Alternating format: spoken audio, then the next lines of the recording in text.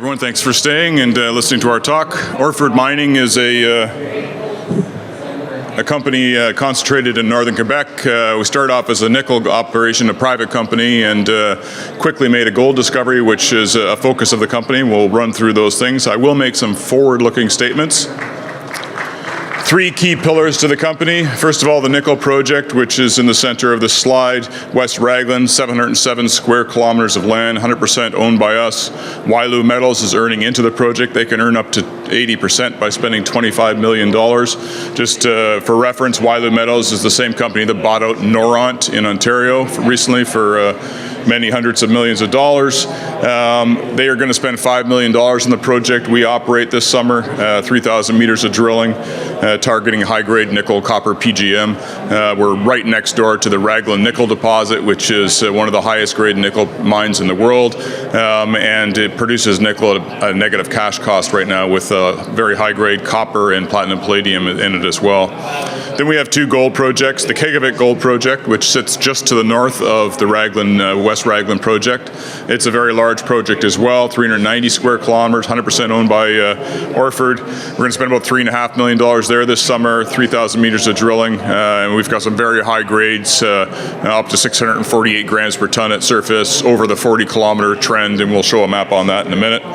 And the third project is an area in the Abitibi of Quebec called Jetel. It's the original area where Agnico Eagle got its gold mining start.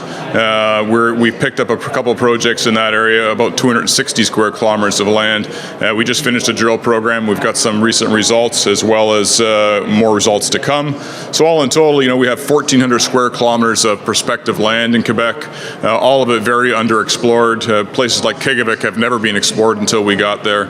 And we're going to spend about $9 million, including Wyloo's money this summer. And, we're a $16 million company, so that's a lot of cash going in the ground.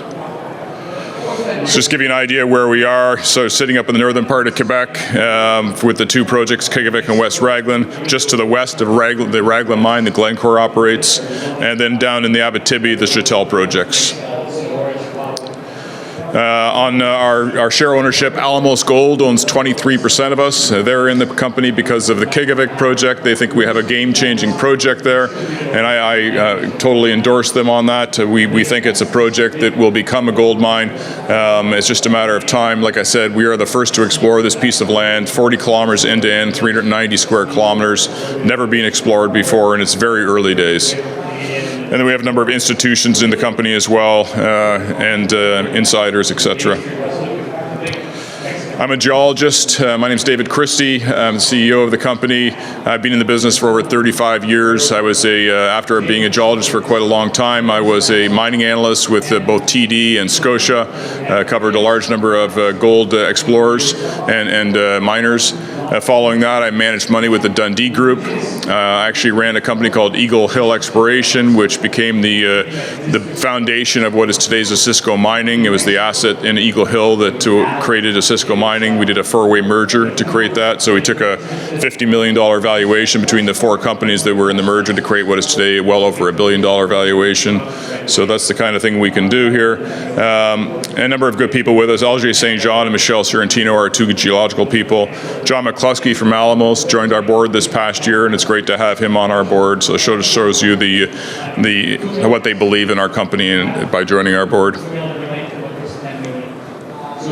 So when you look at the Abitibi, you can see the red properties there. Those are the ones we're concentrating on in the Jetel area.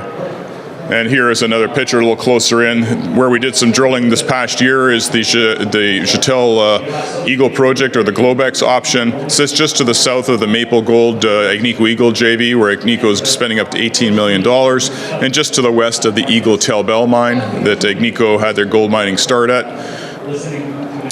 We did some drilling on what we call the South Gold Zone there. You can see that in the middle of the slide. Yeah, skip over that one. This is a long section of the three holes we drilled.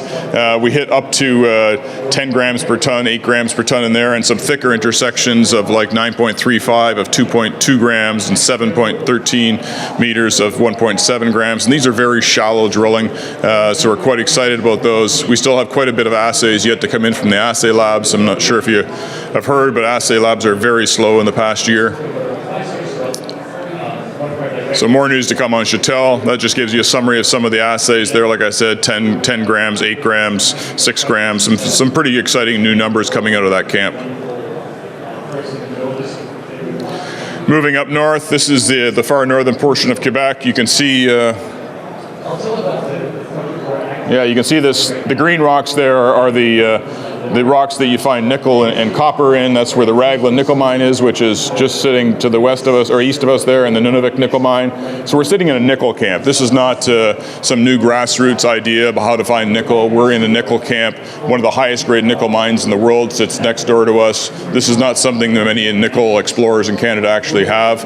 And so it's not a new concept. We're in a nickel belt. And just to the north of that, we've got a brand new gold belt that sits just to the north of this contact here, the Bergeron Fault. No one's ever explored this area for anything really, and we found what we believe is a brand new gold district. This is the reason why. You look at this map from end to end, over 40 kilometers east to west. You can see the high-grade surface showings we have across this map: 648 grams, 282 grams, 450 grams. These are multi-ounce numbers across the entire project at surface. Now they're grab samples, but it's early days here. We've only spent about 29 weeks on the ground. We have done some drilling. Lots of till sampling, that's what this map shows. I'm going to run through this fairly quickly because we don't have a lot of time, but lots of till sampling, lots of drilling. This is the IP Lake shear zone here that runs along here. And we spent a lot of time there this past year to identify and cut off the till train, the glacial till samples, and we got that cut off. This is the drilling we have done on the project, about 6,000 meters of drilling all total across the entire project from end to end. In the western end, there's copper gold mineralization grading up to 7 grams per ton over 7 meters. We get some pretty good numbers throughout the rest of the project as well.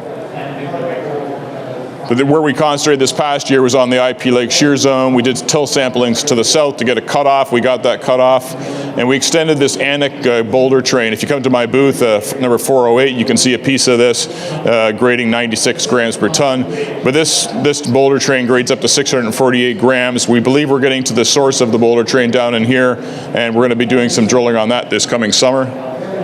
That's an idea, just what it looks like there. Lots of quartz with sulfides, big, huge rectangular boulders, so we know they haven't moved very far.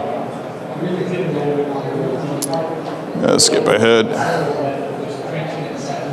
So moving up north to the West Raglan project, like I said, Wyloo Metals, which is one of the biggest investment funds in the world. They're based in Australia. A guy named Andrew Forrest, who's I think the second richest man in Australia and the founder of Fortescue Minerals, is behind Wyloo. They bought Noront recently in a takeover battle with BHP.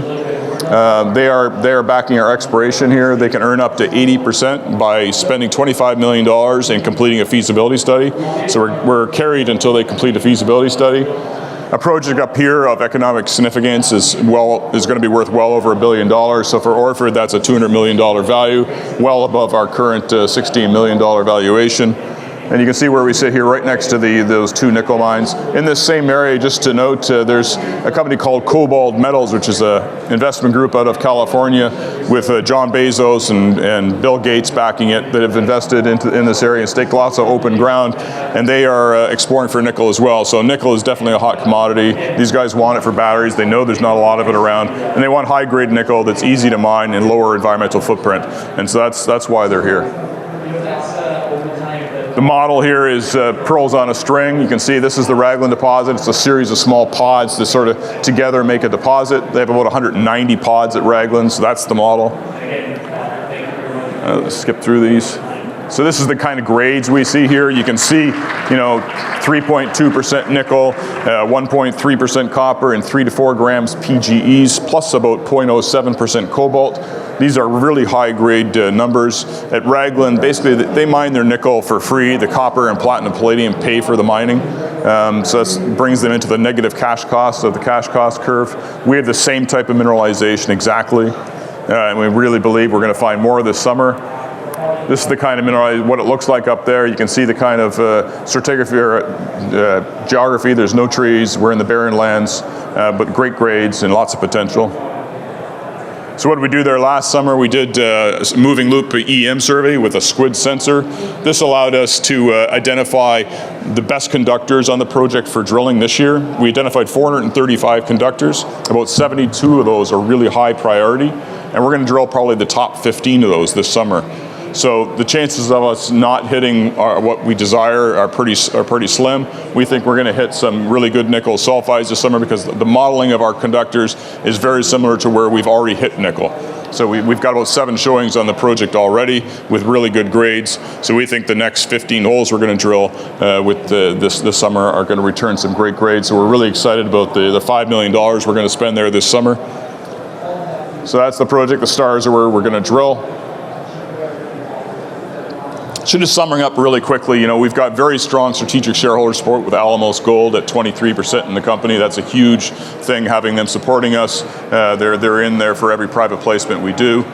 We have a massive land position in 2 underexplored gold belts. The Rougetel belt hasn't been explored since the mid-'80s, and the Kegevic belt is brand new. And we have potential for what we think are multi-million ounce gold discoveries on both those belts.